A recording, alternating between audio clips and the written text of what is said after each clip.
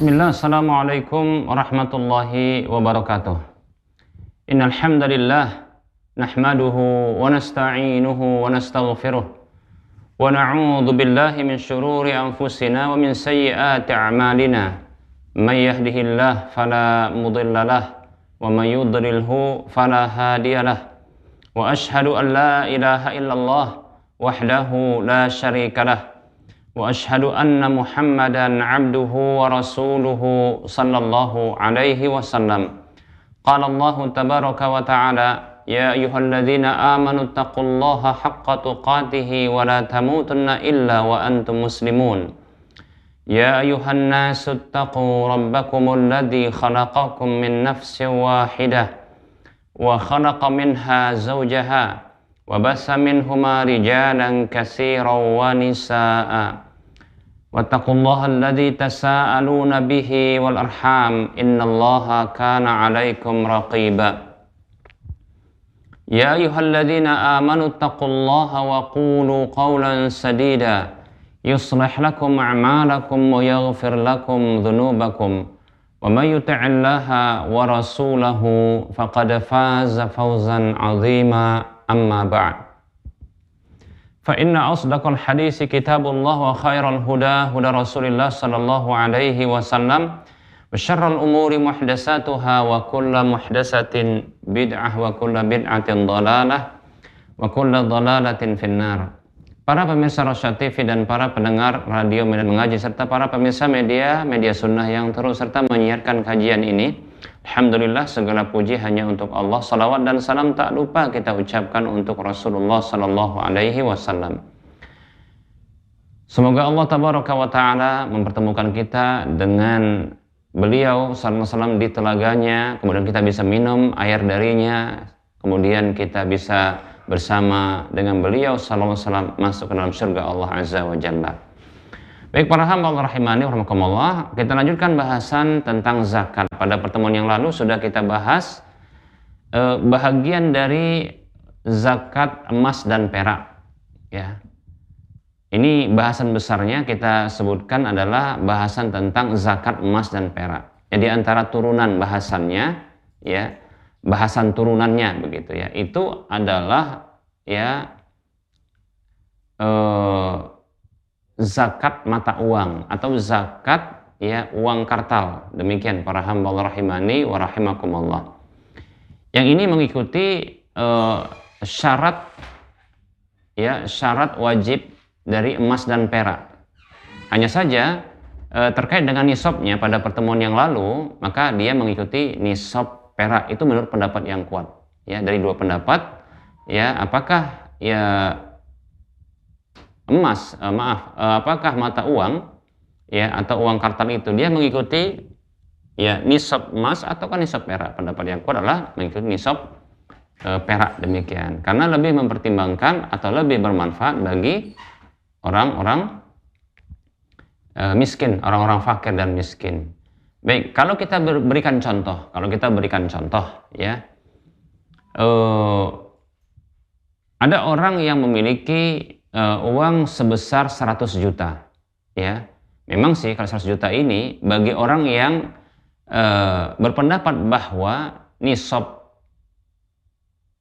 mata uang itu dia mengikuti emas, maka nilai uang 100 juta rupiah ini belum wajib zakat ya, belum wajib zakat ya, karena 85 gram emas 24 karat itu saat ini untuk 1 gramnya itu 1 juta kurang lebih 500, 1 juta 500, bahkan ada yang lebih demikian, dan itu lebih ya, sekitar 120-an juta. Jadi kalau 100 juta itu belum keluar. Tapi bagi orang yang berpendapat bahwasanya nisab mata uang itu mengikuti nisab perak, maka ini sudah ya masuk kewajiban zakat.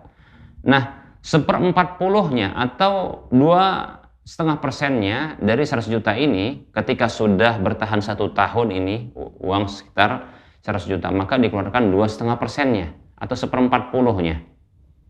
Ya, ini adalah sekitar 2.500.000. Maka ini yang dikeluarkan sebagai zakatnya. Demikian ya.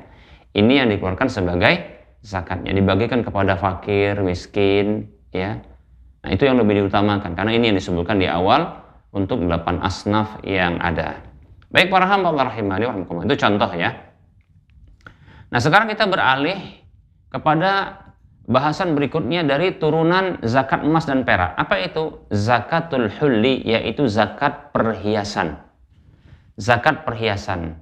Baik para hamba Allah rahimani wa rahimakumullah, perlu diketahui yang dimaksudkan zakat perhiasan yang harus dikeluarkan zakatnya, dan itu ya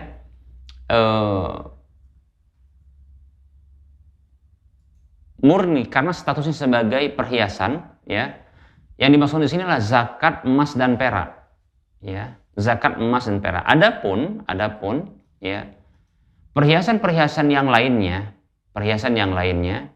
seperti contohnya permata, intan, berlian, ya, dan logam-logam mulia yang lainnya, yang ini bernilai tinggi, ya, maka dia tidak ada kewajiban zakat padanya sebagai statusnya sebagai perhiasan. Kita ulangi, ya, perhiasan selain, coba perhatikan, perhiasan selain emas dan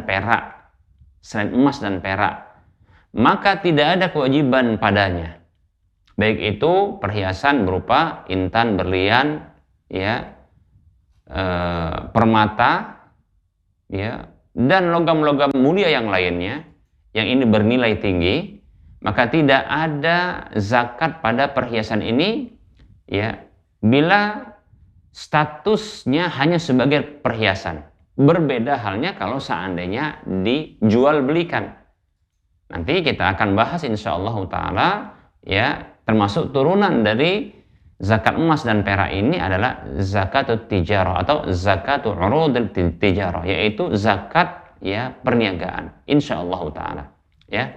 Apabila diperdagangkan, apabila diperjualbelikan, ya, perhiasan selain emas dan perak ini, maka barulah dia ada zakatnya. Tapi kalau statusnya sebagai perhiasan saja yang disimpan atau dipajang, maka tidak ada. Sepakat para ulama tidak ada zakatnya. Wallahu taala alam. Nah, jadi yang kita bahas di sini adalah terkait dengan zakat emas, zakat perhiasan emas dan perak. Para hamba Allah rahimani wa rahimakumullah, para ulama mereka berbeda pendapat, ya, tentang zakat perhiasan, ya, yang berupa emas dan perak. Ada beberapa pendapat. Yang paling populernya itu ada 2. Pendapat yang pertama mengatakan bahwasanya, ya, tidak ada zakat pada perhiasan emas dan perak yang dipakai oleh wanita. Ya. Tidak ada zakat pada perhiasan emas dan perak yang biasa dipakai oleh wanita. Jadi kalau dalam kondisi dia dipakai itu nggak ada zakatnya. Ini pendapat jumhur ulama. Ya, ini pendapat jumhur ulama. Sebagaimana yang disebutkan dalam kitab Bidayatul Mujtahid, Majmu' Syarhul Muhadzab, demikian pula, ya, Al-Mughni. Demikian pula Ad-Durrul Mukhtar. Baik, ya, ini pendapat Abdullah ibnu Umar, Jabir, Aisyah, Asma binti Abi Bakar radhiyallahu anhum ajma'in, ya. Enggak ada kewajiban zakat pada perhiasan emas dan perak yang dipakai oleh perempuan. Demikian, ya. Selagi dia dipakai, maka tidak ada zakatnya. Ada hadis bunyi seperti ini yang dijadikan dalil, ya, laisa fil hulli zakatun, tidak ada zakat pada perhiasan. Ini hadisnya batil bila dinyatakan ini ungkapan Rasulullah, ya, tapi ini yang lebih tepat adalah ungkapan Jabir radhiyallahu an, demikian. Jadi sahih mauqufan, ya, dhaif marfu'an, ya, dhaifun marfu'an, ya, sahih mauqufan. Jadi hadisnya ini adalah hadis yang dhaif kalau dia marfu kepada Nabi. Jadi bukan ungkapan Nabi. Kemudian ini sahih kalau dia mauquf, yaitu ucapan sahabat itu Jabir bin Abdullah radhiyallahu anhu. Kemudian ada hadis yang dikeluarkan oleh Imam Malik, Baihaqi dengan sanad yang sahih dari Nafi rahimahullah bahwasanya Abdullah bin Umar radhiyallahu anhu kana yuhalli banatahu wa jawariyahu adz-dzahaba summa la yukhriju minhu az-zakata.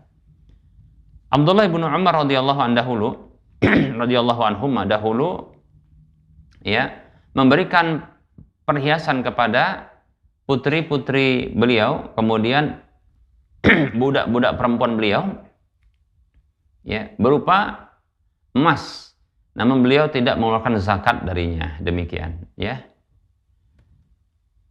Kemudian ada ungkapan Abdullah bin Umar yang mengatakan laisa fil hulli zakatun, tidak ada zakat pada perhiasan ya.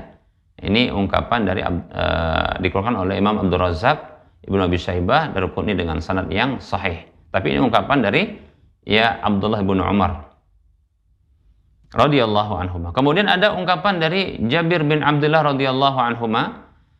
Tatkala beliau ditanya tentang perhiasan, apakah ada zakat padanya? Afihi zakatun? Apakah ada zakat? Maka Jabir mengatakan radhiyallahu an, la, tidak. Faqala, lalu ada yang mengatakan wa in kana yablughu alfa dinarin, walaupun itu sudah sampai 1000 dinar. Qala ya, faqala Jabir, maka Jabir menimpali kasir, lebih banyak lagi pun ya. Ya. Ya.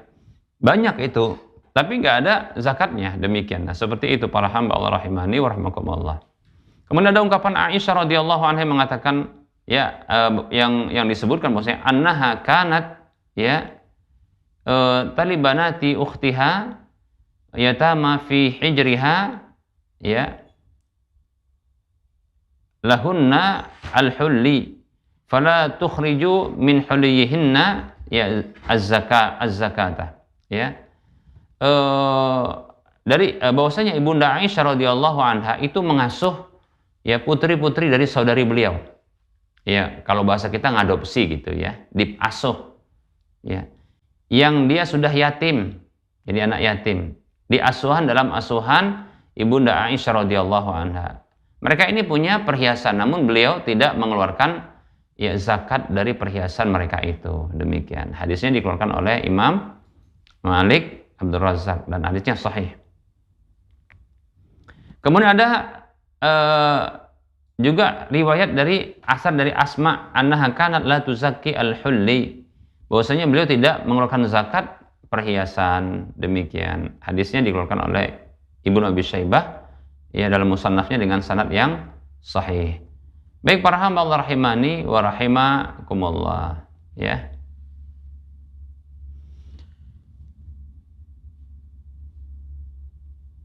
Baik, nah ini pendapat ini ya, pendapat jumhur ulama ini, mereka mengatakan bahwasanya ya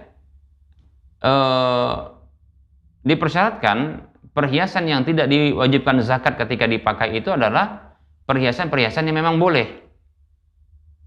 Ya. Apabila berbeda halnya apabila ternyata ia memakai perhiasan emas itu laki-laki.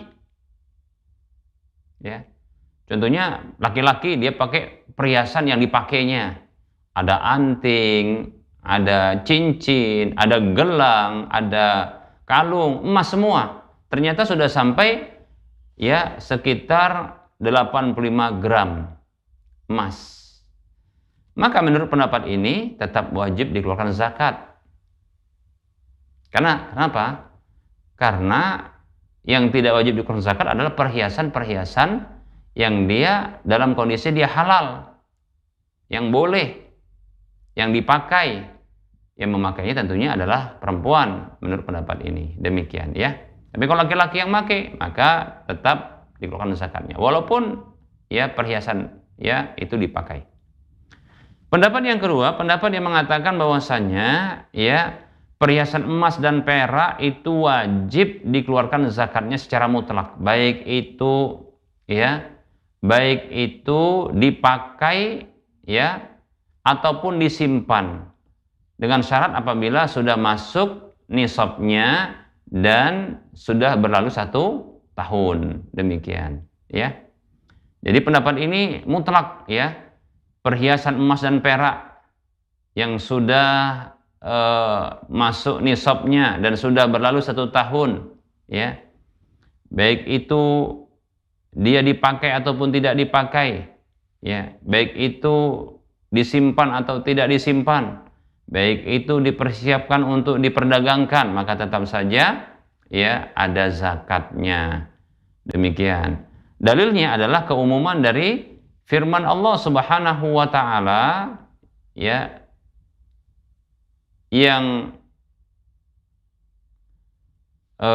terdapat di dalam firman Allah surah At-Taubah ayat 34. Allah berfirman, "A'udzu billahi minasyaitonir rajim, walladzina yaknizuna adh-dhahaba wal fiddata wa la yunfiqunaha fi sabilillahi fabashshirhum bi'adzabin alim." Orang-orang yang mereka ya menimbun emas dan perak dan tidak mengeluarkan ya nafkah atau infaknya di jalan Allah, yaitu maksudnya adalah zakat, maka berilah kabar gembira dengan azab yang pedih. Enggak disebutkan di sini ya.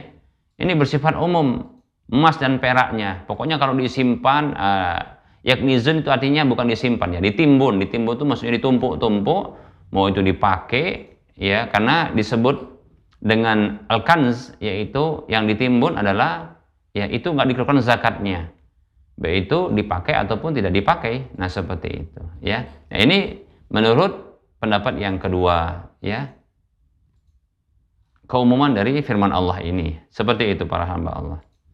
Kemudian begitu juga hadis-hadis Nabi SAW yang bersifat umum, yang memerintahkan mengeluarkan zakat emas dan perak ya, itu nggak disebutkan ya dipakai atau tidak dipakai ya, seperti hadis yang sudah kita jelaskan ya, hadis yang sahih di mana Nabi SAW bersabda, "Ma min sahibi dhahabin la yu'addim ma fiha illa ya ju'ina lahu yaumal qiyamati safa'ihu ya min narin yuqwa biha." Tidaklah ada orang yang memiliki emas yang dia tidak mengeluarkan apa yang wajib padanya, kecuali, yaitu maksudnya adalah zakatnya, kecuali dijadikanlah untuk dia harta tersebut, emas tersebut pada hari kiamat menjadi lempengan-lempengan dari api neraka yang dengannya dia disetrika. Na'udzubillah min dzalik ya. Seperti itu.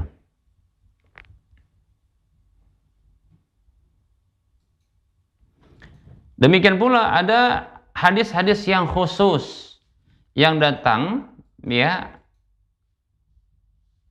yang menyebutkan adanya ancaman ya bagi orang yang tidak mengeluarkan zakatnya, yaitu zakat dari perhiasan emas ataupun perak. Contohnya berikut ini hadisnya,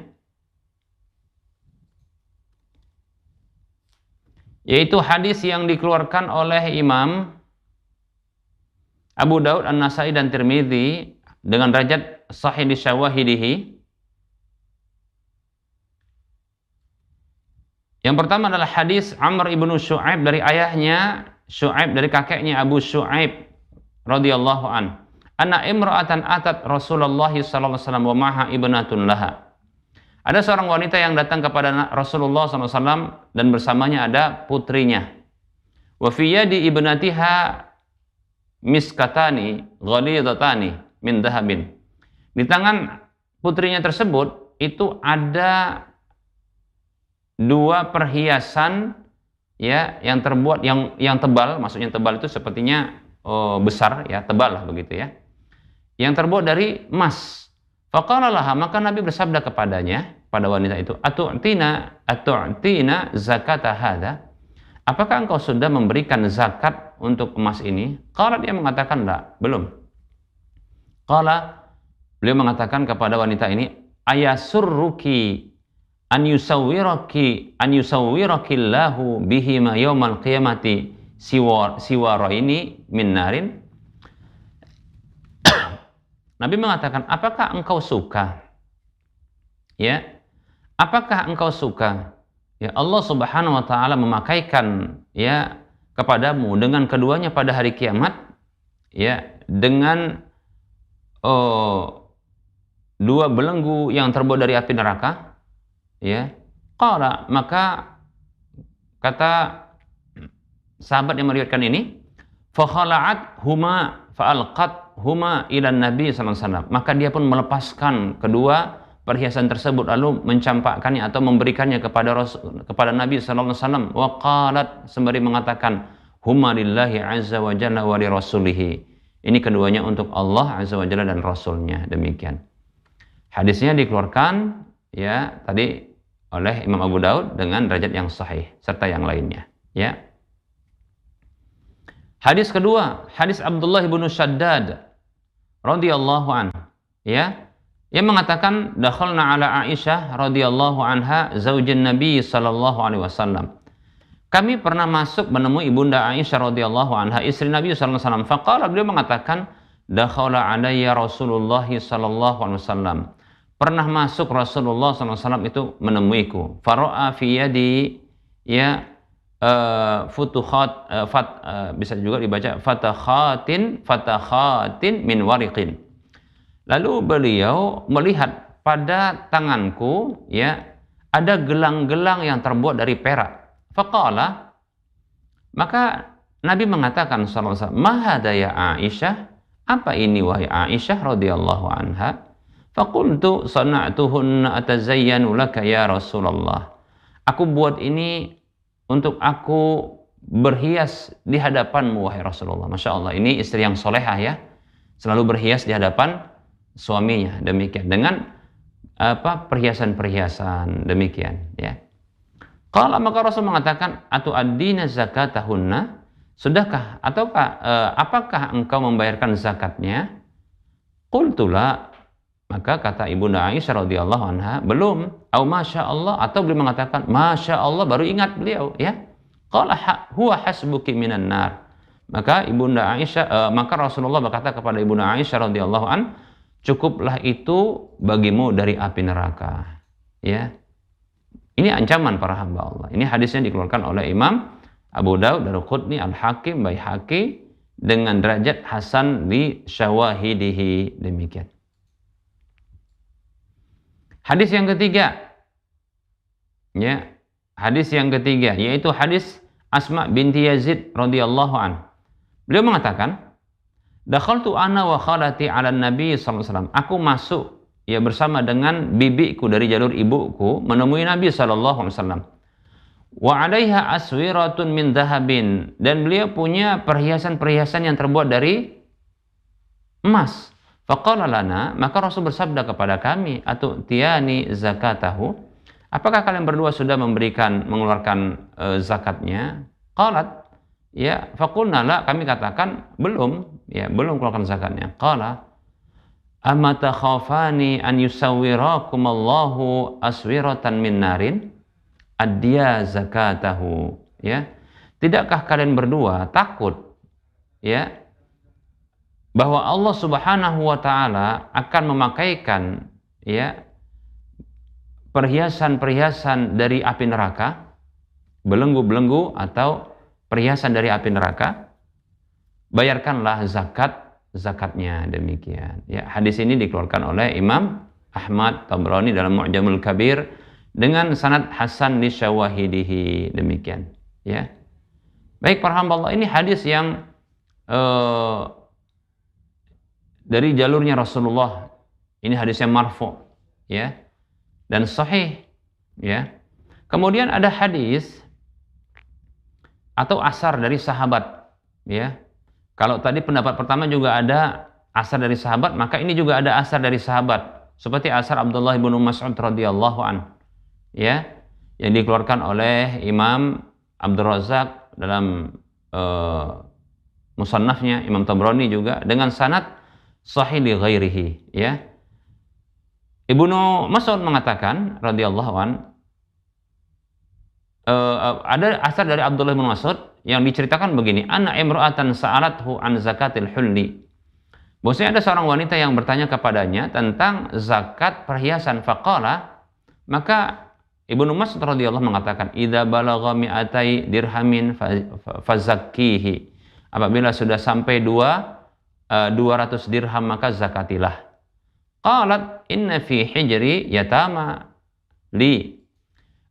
Sesungguhnya ya dalam asuhanku ada anak-anak yatim, ya. Afa adfa'uhu ilaihim, bolehkah aku berikan, ya, bayarkan kepada mereka? Qala na'am, ya. Nah, dari sini maka kita pahami bahwasanya ya zakat itu boleh, ya, zakat harta seorang perempuan, seorang ibu itu boleh dibayarkan kepada anaknya. Loh, kok demikian? Bukankah tidak boleh memberikan zakat kepada orang yang dinafkahi? Maka jawabannya perlu diketahui, tidak ada kewajiban seorang ibu untuk menafkahi anaknya. Ya, tidak ada kewajiban. Yang wajib menafkahi anak itu adalah suami atau bapak dari sang anak-anak tersebut. Ya. Demikian para hamba Allah rahimani wa rahmatullah. Jadi bukan seorang istri atau ibu. Ibu nggak ada kewajiban. Bahkan perempuan itu dinafkahi dia. Tapi ketika dia ada kewajiban untuk mengeluarkan zakat, maka boleh zakatnya itu, zakat hartanya, dibayarkan untuk suami dan anak-anaknya. Ya.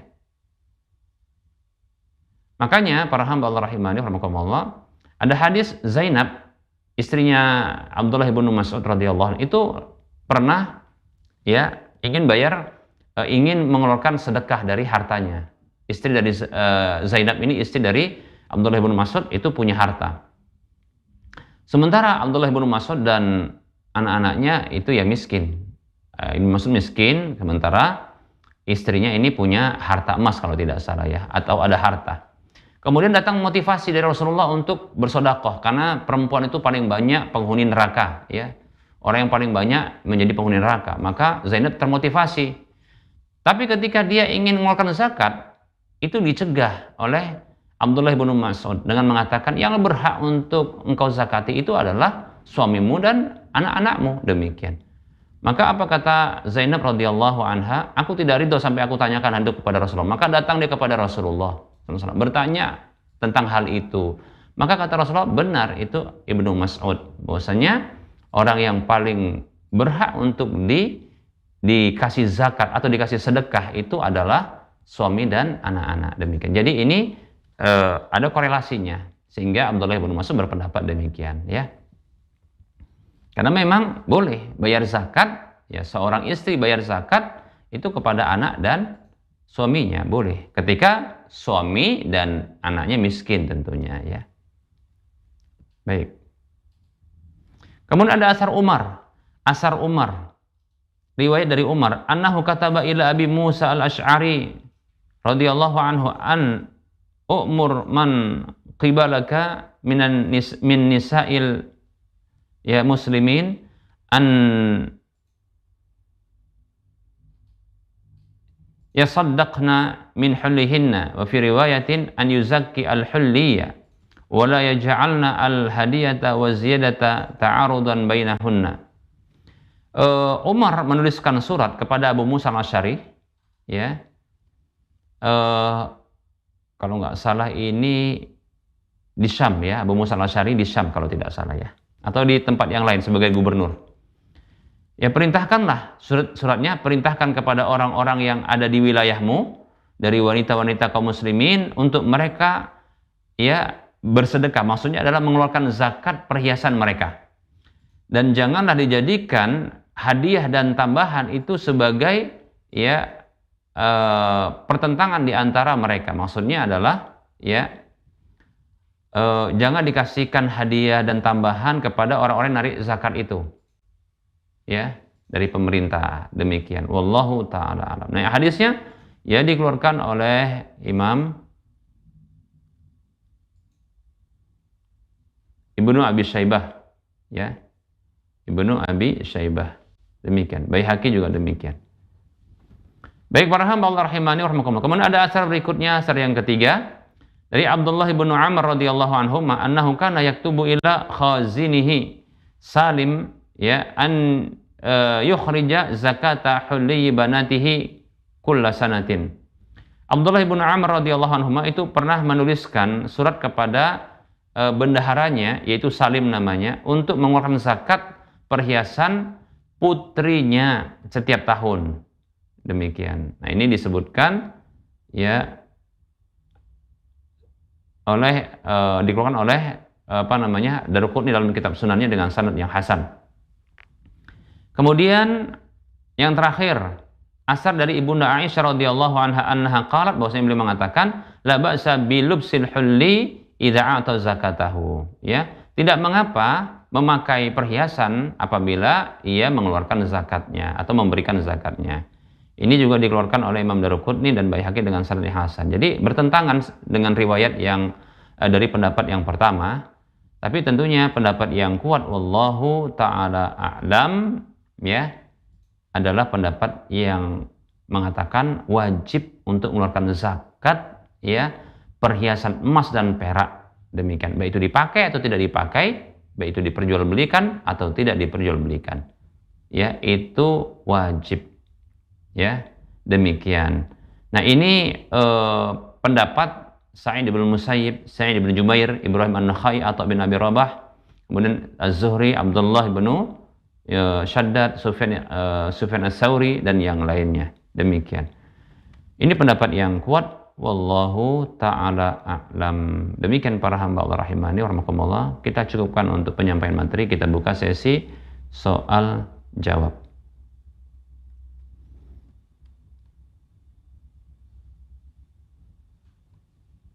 Baik, silakan kita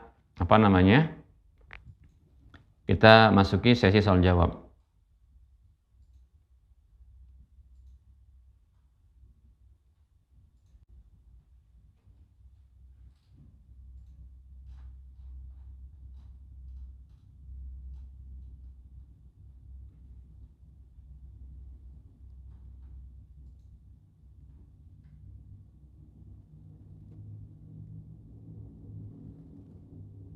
Ada pertanyaan, Assalamualaikum Ustadz, mau nanya, apakah boleh kita menghadiri pesta pernikahan non-muslim? Kita hadir setelah acara adatnya.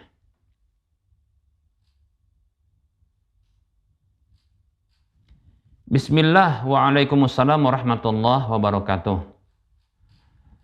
Menghadiri, ya, pernikahan non-muslim, hukum asalnya boleh. Berbeda halnya menghadiri, ya, walimahan pernikahan seorang muslim, maka itu wajib kalau kita mendapatkan undangan, ya. Jadi menghadiri undangan, ya, pernikahan orang kafir dengan orang muslim itu berbeda. Kalau orang kafir menghadiri undangan pernikahannya, maka itu hukumnya boleh saja. Adapun kalau orang muslim menghadiri undangan pernikahannya, hukum asalnya adalah wajib. Kenapa? Karena itu hak yang ditetapkan oleh Nabi SAW dalam sabda beliau mengatakan dalam hadis Muslim, ya, hakul muslimi 'alal muslimi sittun, hak seorang muslim atas muslim yang lainnya itu ada 6. Di antaranya wa idza da'aka fa'ajibhu, kalau dia mengundangmu maka penuhilah undangannya. Nah, seperti itu. Maka wajib. Karena diperintahkan oleh Nabi. Hukum asal perintah adalah wajib, demikian. Nah, kalau orang muslim, kalau orang non-muslim, orang kafir, maka tidak wajib. Ya, artinya boleh-boleh saja. Boleh datang, boleh tidak. Demikian. Namun perlu diketahui, apabila di dalam pernikahan tersebut, acara pernikahan itu ada kemaksiatan, baik itu orang muslim ataupun orang kafirnya dalam acara tersebut. Dalam undangan acara pernikahan tersebut itu ada hal-hal yang diharamkan, seperti ada minuman keras yang diminum, dituangkan di situ, demikian, atau ada musik-musiknya, atau ada kemaksiatan yang lainnya, maka, ya, tidak boleh untuk menghadiri undangan tersebut, demikian, ya, tidak boleh menghadiri undangan tersebut, baik itu undangan orang Islam ataupun orang kafir, demikian, ya. Begitu juga kalau ada acara-acara kemaksiatan yang lain, apalagi ada acara kesyirikan, ya, maka tidak boleh, ya, untuk hadir. Tapi kalau tidak ada kemaksiatan, tidak ada hal-hal yang dilarang, maka, ya, untuk undangan pernikahan orang non-muslim itu boleh untuk hadir. Adapun orang muslim maka wajib hadir. Wallahu ta'ala a'lam.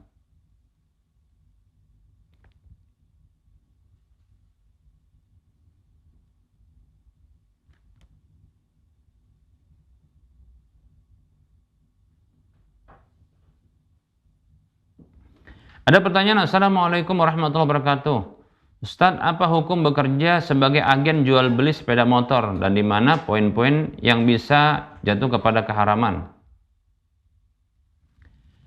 Bismillah, waalaikumsalam warahmatullahi wabarakatuh.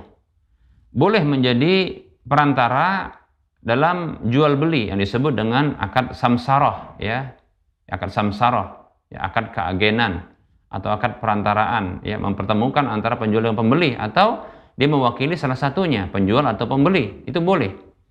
Syaratnya apa? Syaratnya adalah tidak ada gharar padanya, itu ketidakjelasan, ya. Harus ada apa? Harus ada kejelasan, ya. Kejelasan. Kalau dia mau ngambil untung dari sang penjual, maka dia harus jelaskan berapa upahnya, ya. Kalau dia harus mengambil keuntungan dari sang pembeli, maka dia harus juga minta izin kepada sang pembeli untuk dia ambil untung. Jangan dia menambah-nambah sendiri, ya, keuntungan itu tidak boleh, harus jelas, ya, upah dia. Kalau dia mengambil untung dari sang penjual, dia harus jelas berapa upahnya, ya. Kemudian kalau dia mau ngambil untung dari sang pembeli, juga dia harus jelas berapa upahnya. Nah, seperti itu, ya.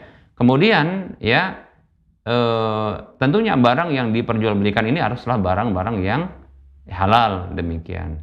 Nah, boleh kalau barang tersebut adalah barang curian, contohnya, tidak boleh, ya, atau barang orang lain yang tanpa izin menjualkannya. Nah, seperti itu. Nah, demikian, ya.